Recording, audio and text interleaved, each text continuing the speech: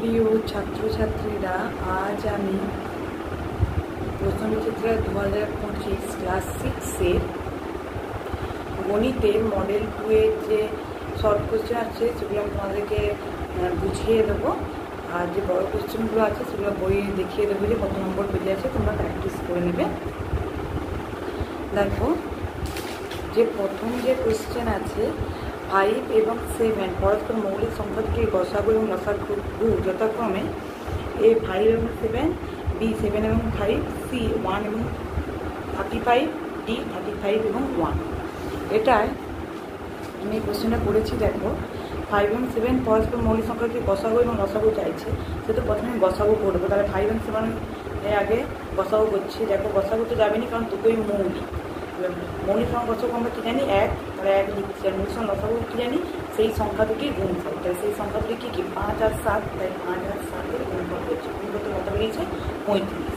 তাহলে কি উত্তর হবে? না, অপশন সি হবে, 1 এবং 35। 2-এর দাগে দেখো, 6521 সংখ্যাটি সব থেকে কাছে 100 গুণিতকে পূর্ণ সংখ্যাটি হবে 6000, বি 6520, সি 6020, ডি 6500। এখানে 2-এর দাগে দেখো, 6521 সব থেকে সংখ্যাটি সব থেকে কাছে 100 যে গুণিতক, 100 গুণিতকে পূর্ণ সংখ্যাটা কী হবে না? পূর্ণ সংখ্যাটা আমি 100 গুণিতকে তোমাদেরকে একবার সূত্রটা মনে করে দেবো।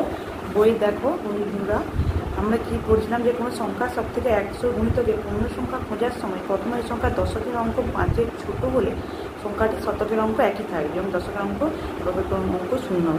আমরা আগে দেখে নেবো দশকের অঙ্ক 5-এর ছোটো না 5-এর বড়। দেখো, দশকের অঙ্ক কী আছে? 5-এর চেয়ে ছোটো আছে।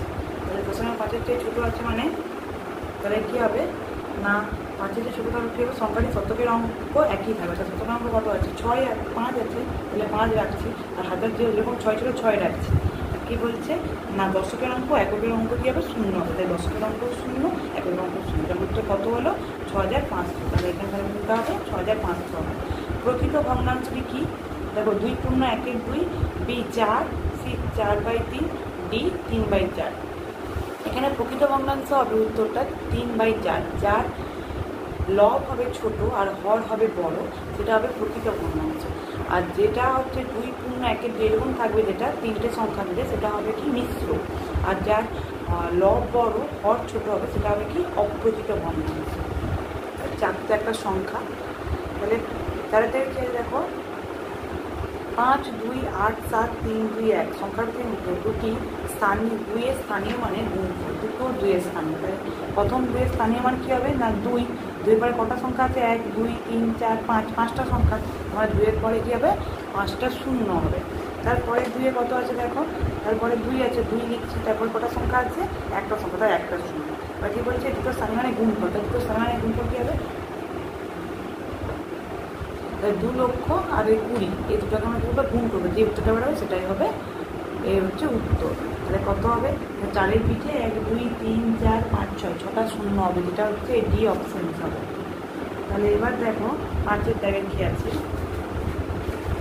XCI plus XB plus XXB এর মান কি? ঠিক আছে, আমরা এর মানটা বের করবো। দেখো, আগে XCI তোমার কত মান সেটা দেখে নেবো। তাহলে XCI মানে কত? XC মানে 90, আর তার সঙ্গে 1 মানে কি? 91, যুক্ত X মানে 10, তার সঙ্গে 5 মানে 15, যুক্ত XX মানে কি? 10, 10, 20 আর 5 করে 25। এই তিনটাকে আমরা যোগ করে নেবো। যোগ করতে কত হচ্ছে? 131। এটা সবচেয়ে করার সহজ উপায়। নাহলে এই তিনটাকে যোগ করে আমরা বুঝতে পারবো না। যদি এটা থেকে আমরা প্রথমে সংখ্যা করে নিয়ে তারপরে করি, তাহলে সহজেই বুঝতে পারবো। 131। এবার 100 কত হয় দেখবো। 100 হয় তোমার 100 কত মান না? 100 মান সি। তার হচ্ছে 30-এর কত মান না? 3টা এক্স আর 1 সমান 1। এটা হবে উত্তর, যার অপশন হবে বি। আর 6 থেকে কি আছে? XLIX। XLIX কী হবে? X সমান কত? 10, আর X সমান 50। তাহলে 50 থেকে 10 যোগ করলে কত হবে? 40। আর IX মানে 9, 40-এর সঙ্গে 9 যোগ করলে কত হবে? 49। তো এটার উত্তর হবে 49। 7 থেকে দেখো, শূন্যস্থান পূরণ করা বলছে। সংখ্যা দুটি লসাগু গুণিত গসাগু সমান কী হবে? সংখ্যা দুটি গুণফল। ঠিক আছে, উত্তর হবে সংখ্যা দুটির গুণফল। তারপরটা দেখো, একই পরিমাণ দুটি শরবতের গ্লাসে চিনি রয়েছে যথাক্রমে 1/5 ও 2/7, তাই প্রথম গ্লাসে বেশি বা মিষ্টি স্বাদের হার। তাহলে 1/5 আর 2/7কে আমরা এখন করে নেবো। তো 1/5 সমান 2/7। এখানে যেহেতু এটা হর কী আছে দেখবো, হর আছে 5 আর 7, এই হর দুটি লসাগু করবো। 5 আর 7 লসাগু কি, যেহেতু মৌলিক তাই এই দুটোই হচ্ছে গুণ করবো, গুণ করতে হচ্ছে 35। যেহেতু আমরা এর হর নিয়ে লসাগু করছিলাম তাই হরে এই 35গুলো লিখবো। লিখার পর এখানে 1 আছে 1 লিখবো, গণিতক দেবো। 5 আছে 5 লিখবো, গণিতক দেবো। আবার 2 আছে 2 লিখবো, গণিতক দেবো। 7 আছে 7 লিখবো, গণিতক দেবো। তাহলে 35, 5 কতই 35 হয় 7, নিচে 7 লিখা মানে উপরেও 7, তাহলে 7 একে 7। 7 কতই 35, 5, তাহলে নিচে 5 মানে উপরে 5, 5 মানে 10। এখানে সবার থেকে কে বেশি, তাহলে দ্বিতীয় শরবতটা বেশি। আমার দ্বিতীয় শরবতে মিষ্টি বেশি হওয়ার কথা, কিন্তু এখানে বলছে প্রথম গ্লাসের মিষ্টি, তোমার এটা মিথ্যা। তারপরটা দেখো, পি একটি চলক সংখ্যা না 2x + 3y সংখ্যা মানে দুটি x এবং y চলরাশি, 2 এবং 3 ধ্রুবক। এটা সত্য। x y হচ্ছে এর চলরাশি, আর 2 আর 3 যে আছে সংখ্যাগুলো সেটা হচ্ছে ধ্রুবক। তারপরে দেখো, পি একটি চল সংখ্যা, পি এর 10 গুণের সঙ্গে 7 সমষ্টি। তাহলে পি এর 10 গুণ বলে দিয়েছে, তাহলে পি এর 10 গুণ মানে কি, পি এর সঙ্গে 10 গুণ হবে যুক্ত 7 সমষ্টি। সমষ্টি মানে আমরা জানি যোগ 7, তাহলে 10-এর সঙ্গে পি গুণ বলে কি হবে 10p যুক্ত 7। 11 থেকে কী আছে দেখো, p3 - 4, p3 - 4-এ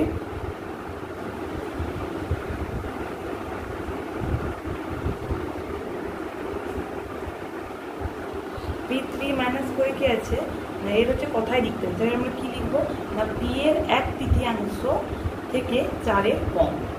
ঠিক আছে। তারপরেরটা দেখো, শূন্যস্থান পূরণ বলছে 172 ডিগ্রি কোণটি কী কোণ, কোণটি হলো ড্যাশ। তাহলে 172 ডিগ্রি কোণটা হলো স্থূলকোণ। তার আগে আমরা জেনে নেব সূক্ষ্মকোণ কত থেকে কত ডিগ্রি, তারপরে সমকোণ কত 100, আর সরলকোণ কত আর স্থূলকোণ কত। দেখো এখানে আমি লিখে দিয়েছি 0 থেকে 90 ডিগ্রি আগে পর্যন্ত কী হবে সূক্ষ্মকোণ, আর 90 ডিগ্রি মানে তো আমরা জানি সমকোণ, আর আবার 90 মানে 91 থেকে 180 ডিগ্রি আগে পর্যন্ত সেটা হবে স্থূলকোণ, আর হচ্ছে 180 ডিগ্রি সরলকোণ। তার মানে এখানে 172 ডিগ্রি আছে। 172 ডিগ্রি মানে কি, 91 থেকে 179-র মধ্যে 172 পড়ছে, তাই এটা স্থূলকোণ লিখবো। ঠিক আছে। আরেকটা কি আছে দেখো, সরলকোণ সমান 2 ড্যাশ গুণিতক সমকোণ, তার সরলকোণ সমান 2 গুণিতক সমকোণ হবে। ঠিক আছে। সত্য বা মিথ্যা, 2 সেমি ব্যাসের বৃত্তটির ব্যাসার্ধ হবে 4 সেমি, এটা হবে মিথ্যা। কারণ এখানে ব্যাসার্ধ বলছে, ব্যাসার্ধ মানে যত সেমি থাকবে সেখান থেকে 2 বাদ যাবে, মানে ভাগ হবে। ভাগ হলে হয়তো কত 1, কিন্তু এখানে যেহেতু গুণ করে দিচ্ছে তার এটা ব্যাসের মান দিয়েছে, এখানে ব্যাসার্ধ লিখা আছে, তো এটা ভুল হবে, এখানে মিথ্যা। তারপরটা দেখো, ছোটো থেকে বড় তাদের বলছে 0.53, এরকমভাবে করলে অঙ্কটা খুব সহজ হবে। এই যে 0.53 এগুলোকে আমি প্রথমে দেখো 5, 3, 4 আছে, তাহলে 5, 3, 4 আছে, 5, 3, 4 লিখছি, দশমিকের জন্য 1 লিখছি, তারপর 3টে সংখ্যা 3টে শূন্য দিয়েছি। এরকম করে আমি সবগুলোকে ভেঙে নিয়েছি। ভাঙার পরে কী করছি, যে হরগুলো আছে এই হরগুলোকে লসাগু করেছি। লসাগু করতে আমার উত্তর দিচ্ছে কত 1000। এখানে প্রত্যেকের হরে দেখো এবং 1000 লিখে দিয়েছি, দিয়ে যেরকম আছে সেরকম লিখছি, গুণ চিহ্ন দিয়েছি, আবার যেরকম আছে সেরকম লিখছি। এখানে গুণ চিহ্নটা পড়েনি, মিস্টেক হয়ে গেছে। আবার যেরকম আছে সেরকম লিখছি, দিয়ে প্রত্যেক যেরকম সেরকম লিখছি। লিখার পর দেখো 1000 কতই 1000 হয় না 1000 একই, তাই এখানেও যত বসাবো উপরে তত বসাবো। 1000 কতই 100 কতই 1000 হয় না 10-এ, তাহলে এখানে যা বসাবো উপরেও তাই বসাবো। 100 কত 1000 হয় 10, তাহলে আমি এখানে যা লিখবো উপরে তাই লিখে গুণ করে যত উত্তর হবে তত। এবার আমার হচ্ছে ছোটো থেকে বড় এরকম করে সাজাতে সুবিধা, যদি আমরা এরকমভাবে করি তাহলে দেখো এখানে সবার থেকে ছোটোকে, সবার থেকে ছোটো হচ্ছে কত 513, তার মানে আমরা এটা লিখবো না, লিখবো কিন্তু এটা। ঠিক আছে। তাহলে লিখবো 0.513। তারপরে কে না 520, তাহলে লিখবো এটা। তারপরে কে না 534, তাহলে লিখবো এইটা। তারপরে কে না এই 5.34 লিখছি এটা। এরকম করে করলে তোমাদের তাড়াতাড়ি অঙ্ক সুবিধাও হবে আর বুঝতেও সুবিধা হবে। সম্পূর্ণ ভর্তি জলের ট্যাঙ্কি জল খরচ হয়েছে যতক্ষণ 1/4 ও 1/3 অংশ, এখানে ট্যাঙ্কে কত অংশ জল পড়ে রয়েছে। তাহলে আমরা আগে কত খরচা সেটা দেখে নেবো, যোগ করে নেবো। তাহলে 1/4 2 1/3 কত হয়, 4 আর 3 লসাগু করছি, 4 3 কত 12, দিয়ে 4 কতই 12 হয় না 4 3-এ, তাই উপরে 3 লিখছে, আবার 3 কতই 12 4-এ, দিয়ে যোগ করছি 4-এর 3, 4-কে 3 দিয়ে যোগ করলে কত হয় 7, 7/12। বা যেহেতু বাকি অংশ আমরা জানি বাকি অংশ সমান 1 অংশ, তাই 1 থেকে 7/12কে বিয়ে করছি, 12 হচ্ছে 12 লিখেছি, 12 1-এ 12 বিযুক্ত 7, 12 সঙ্গে 7 যোগ করলে 5/12 হয়ে গেল উত্তর। তারপরে দেখো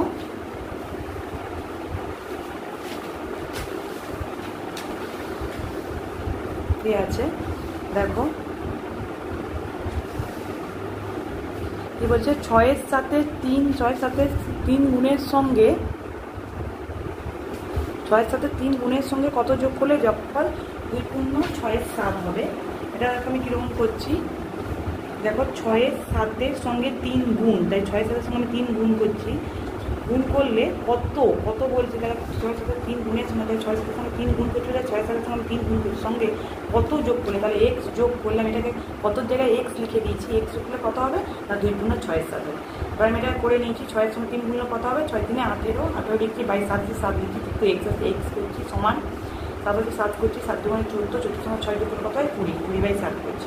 এবার এর নিচে কিছু নেই মানে 1 আছে, 7 একে লসাগু 7 দিয়ে হবে, 18 আছে 18 লিখে দেবো যুক্ত, তাহলে এখানে 1 আছে, 1 কতই 7 হয়, 1 7-এ 7, তাই 7 উপরে 7 গুণ হবে, তাই 7 একে 7 এক্সে 7 এক্স করেছি সমান 27। এবার এই পাশাপাশি 7 আছে, তাই 7 কেটে দেবো, দুটোই একই সংখ্যা বলে।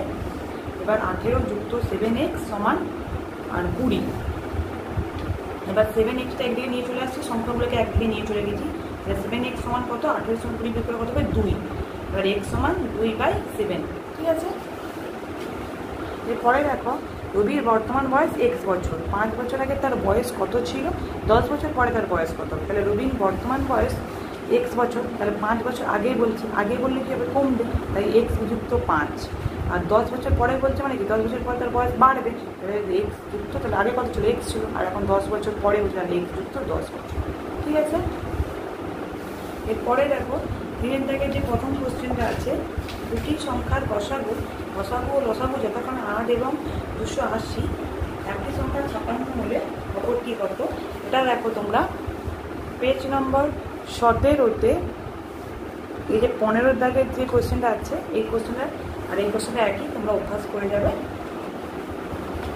2-এর দাগের ক্ষেত্রে দেখো একটি শহরের লোক সংখ্যা 2,98,72,600, এদের মধ্যে পুরুষ ও মহিলা মিলে মোট কতজন হলে শিশুদের সংখ্যা হবে। এটা দেখো পেজ নম্বর 52-তে এই যে 17-এর দাগের যে কোশ্চেনটা আছে, 17 নয় 16-এর দাগের যে কোশ্চেনটা আছে একই কোশ্চেন, এটা তোমরা দেখে অভ্যাস করে নেবে।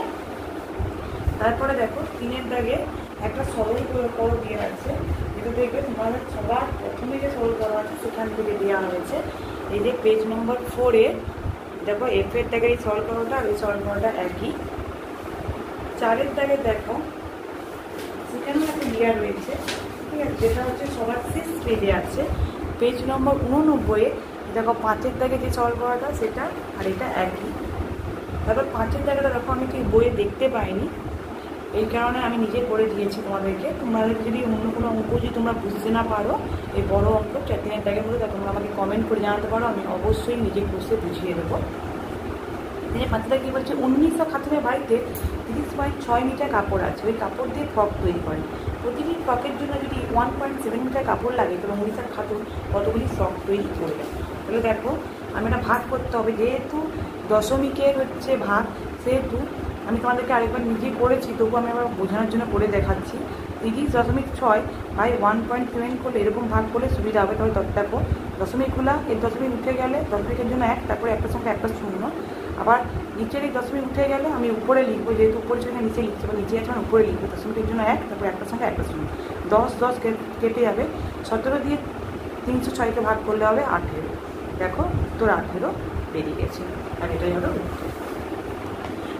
6 দাগের ক্ষেত্রে দেখো 500 জন ছাত্রের মিড ডে মিলের জন্য এক সপ্তাহে 175 কিগ্রা চাল লাগে, তাহলে 75 কিগ্রা চাল খরচা হওয়ার পরে 400 জন ছাত্রে বাকি চালে কতদিন চলবে। এটা দেখো পেজ নম্বর 42-এ 5-এর দাগের যে কোশ্চেনটা আছে সেটা তোমরা অভ্যাস করে গেলে হবে, একই কোশ্চেন।